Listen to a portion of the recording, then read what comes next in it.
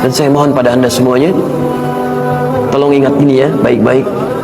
Kalau nanti di akhirat anda tidak temukan saya di surga, tolong ingatkan kepada Allah, saya pernah ada di sini, saya pernah ada di sini. Tolong ingatkan. Kalau antum di akhirat tidak temukan saya di surga, tolong ingatkan. Ya Allah, mohon ya Allah, Adi Hidayat pernah mengajar saya dan mengingatkan saya di sini. Ya. A'udzu billahi minasy syaithanir rajim.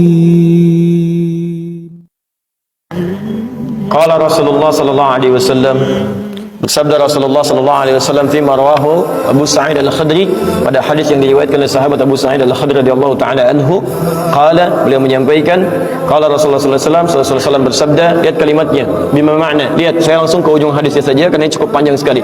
Hatta idza khalasal muslimuna, hatta idza khalasal mu'minuna minan nar, sampai ketika orang-orang beriman diselesaikan urusannya dari neraka, maksudnya hisab. Ya, saat dihisab dan dipisahkan nih, orang beriman semua sudah masuk surga, siap masuk surga semua. Ya.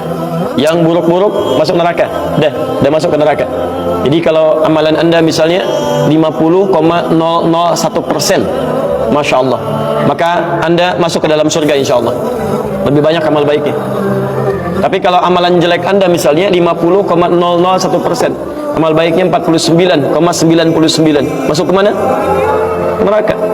Walaupun cuma 0,01%. Yang jadi masalah sekarang 50%, amal baik 50, amal jelek 50. Masuk ke mana?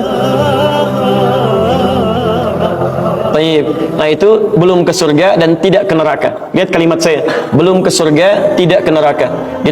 Disimpan di tempat yang tinggi, yang bisa teramati keduanya. Bisa melihat ke surga, bisa terdengar jerit neraka. Kalau lihat udah nggak tega, udah nggak kuat ke neraka, terdengar jerit neraka. Yaitu disebut dengan A'raf namanya, tempat tinggi yang bisa melihat keduanya. Disebut A'raf. Ya, makanya ada Quran surah Al-A'raf, anda baca dari ayat 45-nya sampai dengan ayat ke-50-nya.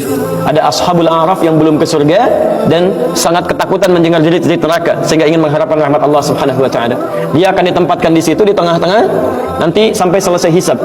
Begitu selesai hisab, dia memohon rahmat Allah, diberikan rahmat Allah, baru kemudian dimasukkan ke dalam surga.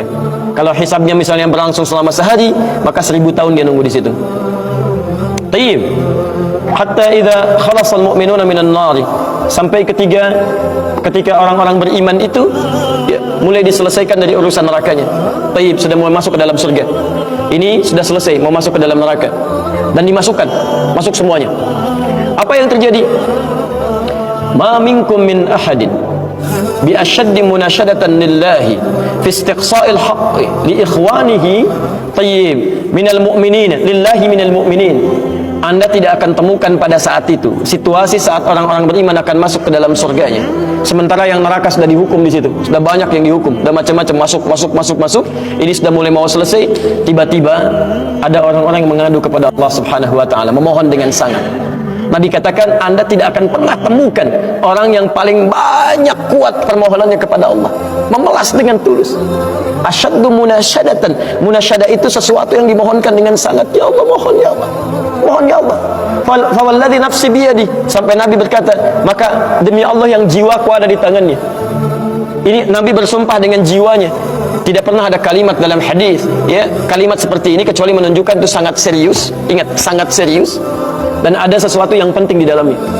Nabi serius menyampaikan ini. Kita jangan anggap bercanda gitu kan. Falladzi nafsi biyadi, maka demi jiwaku yang ada di tangan Allah Subhanahu wa taala, yang bisa diwafatkan kapan saja. Lihat kalimatnya. Fayaqulu, maka mereka berkata, ya Rabbuna, wahai Rabb kamu, wahai Rabb kami yang tengah merawat kami di dunia, memberikan kecukupan, memaafkan kami, mengampuni kami, dan memberikan nikmat surga sekarang. Wa ya Rabbuna, wahai Rabb kami, hum ashabuna, mereka ada di antara teman-teman kami. Dalam kalimat yang lebih kuat, kalimat yang menggunakan ikhwan, kata ikhwan, hum ikhwanuna, ya, hum ikhwanuna, mereka saudara-saudara kami ya Allah. Hum yasumuna ma'ana, ada orang-orang yang berpuasa bersama kami saat di dunia. Yusalluna ma'ana, kanu yusalluna ma'ana, mereka salat bersama kami saat di dunia. Jadi tiba-tiba ada sekelompok ikhwan yang datang kepada Allah, yang kehilangan saudaranya. Kok nggak ada di surga gitu kan? ketika dia mau berangkat. Padahal dua punya cita-cita yang sama dan sebagainya, tapi karena bekalnya tidak cukup, sebagian ada yang masuk ke dalam neraka. Tiba-tiba mengatakan kepada Allah dengan permohonan yang sangat, ya Allah, saya kehilangan saudara saya. Ya Allah, saya kehilangan saudara saya. Ya Allah, dulu kami puasa sama-sama. Ya Allah, dulu kami sholat sama-sama. Ya Allah, dulu kami ibadah sama-sama. Ya Rabb, kami tidak temukan dia di sini. Ya Allah, mohon, terus mohon. Sampai ketika puncak pada permohonannya, tiba-tiba Allah berfirman, akhriju man araftum. Hei para malaikat, keluarkan orang yang dikenali oleh orang-orang ini, yang disebutkan tadi. Keluarkan mereka dari neraka. Tiba-tiba dikeluarkan. Bertemulah orang-orang ini dengan temannya. Sampai Allah kemudian dengan rahmatnya katakan lagi, akhriju man kana fi qalbihi mithqala dzarratin minal iman. Keluarkan sampai yang ada titik terkecil iman dalam hatinya, keluarkan dari neraka. Bahkan hadis ini ada di Al-Bukhari nanti, ya ada di Al-Bukhari nomor hadis ke-14, posisi paling kiri sebelah bawah, ya, tayyib. Sampai mereka kemudian dikeluarkan dalam keadaan gosong, sudah mulai terbakar habis dan dimasukkan ke dalam surga kemudian. Setelah selesai hisabnya di dalam nerakanya, dikeluarkan dari situ.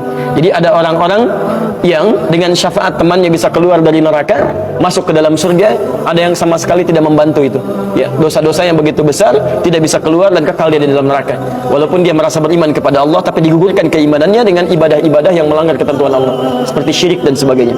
Tapi poinnya adalah tiba-tiba ada segolongan teman yang memohon kepada Allah Subhanahu wa taala, ya Allah, kami puasa sama-sama, kami ibadah sama-sama, kami sholat sama-sama, ya Allah, cuman saya nggak temukan dia di sini. Itu indah. Nah, permohonan sesuatu untuk melengkapkan pada yang kurang disebut dengan syafa' namanya. Pelengkap yang kurang disebut dengan syafa'. Makanya di tarawih itu ada salat syafa'. Antum salat 11 rakaat, 2 rakaat penyempurnanya yang ke-10 disebut dengan syafa', 1 rakaat akhirnya disebut dengan witir. Ya, ada teman yang merasakan ada yang kurang nih, ya Allah, begitu saya masuk, teman saya nggak ikut, saya ingin dilengkapi dengan itu, ya Allah. Baik, permohonan untuk menggenapkan sesuatu yang kurang dengan sifat yang sangat memohon luar biasa, maka kalimatnya dirubah dari syafa' menjadi ditambah tak di ujungnya dengan alif di tengahnya, jadi syafa'ah. Baik, saya mau akhiri ya, karena ini sebenarnya tidak banyak bahasannya. Siapa orang-orang ini? Itu yang disebut dengan ikhwan. Makanya ketika ayat Qur'annya mengatakan wa kuntum ala syafa hufratin minan nari fa anqadhakum minha, dan kalian sudah ada bahkan yang sudah mau di bibir neraka itu, karena ketika diangkat itu oleh Allah Subhanahu wa taala dengan perintahnya, yang diperintahkan oleh Allah. Tayyib, dalam bahasa hadisnya ada yang diangkat baru neraka itu masuk ke kakinya sampai ke betisnya. Ada yang sudah masuk sampai ke punggungnya, ada yang sudah ke lehernya, dan ada yang sudah tenggelam di dalamnya. Baik, jadi ada yang baru di bibir neraka diangkat, ada yang baru sudah mau masuk ke neraka diangkat, ada yang sudah tenggelam diangkat. Jadi macam-macam. Ya, fa asbahtum bi ni'mati ikhwana. Siapa yang bisa mengangkat itu semua? Di antaranya Allah berikan nikmat kepada Anda dengan dapatnya ikhwan-ikhwan dalam kehidupan. Cuma itu yang bisa menolong Anda di hari akhirat, teman-teman terbaik, selain syafaat-syafaat yang lainnya. Ada orang mendekat kepada Al-Quran, ada orang sering bersalawat kepada Nabi, ada orang mendekat pada hukum-hukum Allah, ada orang-orang yang belum bisa maksimal menunaikan itu semua, dia cari teman-teman yang soleh yang menunjukkan pada kebaikan-kebaikan. Bukankah sering Anda dapati seperti itu? Mungkin Anda bersahabat dengan teman yang tingkat ibadahnya jauh di atas Anda. Anda masih sibuk dengan urusan dunia, tapi masih menunaikan sholat, masih puasa, tapi karena kesibukan dunia Anda, Masya Allah, kurang bekal ibadah Anda. Tapi beruntungnya Anda dengan punya teman yang soleh, berjamaah dengan imam yang soleh, puasa dengan dia, buka sama-sama, kadang sering ikut-ikut misalnya dalam ta'limnya, dalam macam-macamnya, Masya Allah. Maka tiba-tiba ketika Anda dikenal oleh dia, diingat oleh dia, di akhirat nanti tidak ditemukan Anda, ya Allah, dia kawan saya, ya Allah, dia teman saya, ya Allah, dia saudara saya, ya Allah, kami pernah ta'lim sama-sama, ya Allah, kami pernah puasa sama-sama, ya Allah, kami pernah sholat berjamaah sama-sama, ya Allah, mohon jangan pisahkan, ya Allah, jangan pisahkan. Pertanyaan, sudahkah Anda punya teman seperti itu yang bisa menolong dalam kebaikan? Kalau belum temukan, cepat cari mumpung masih hidup, sebab kalau sudah kehidupan itu berakhir, tidak mudah untuk menemukannya. Maka pastikan di kantor Anda, teman Anda bisa membawa Anda ke surga. Pastikan di rumah Anda, pasangan hidup Anda adalah teman yang bisa membawa Anda ke surga. Pastikan di tempat kehidupan Anda, siapapun tetangga Anda, kerabat Anda, teman-teman sekolah anak Anda adalah teman yang bisa mengingatkan dan membantu Anda untuk mencari Anda bisa masuk ke dalam surga. Dan saya mohon pada Anda semuanya, tolong ingat ini ya, baik-baik. Kalau nanti di akhirat Anda tidak temukan saya di surga, tolong ingatkan kepada Allah, saya pernah ada di sini, Saya pernah ada di sini. Tolong ingatkan. Kalau antum di akhirat nanti tidak temukan saya di surga, tolong ingatkan. Ya Allah, mohon ya Allah. Adi Hidayat pernah mengajar saya dan mengingatkan saya di sini. Ya.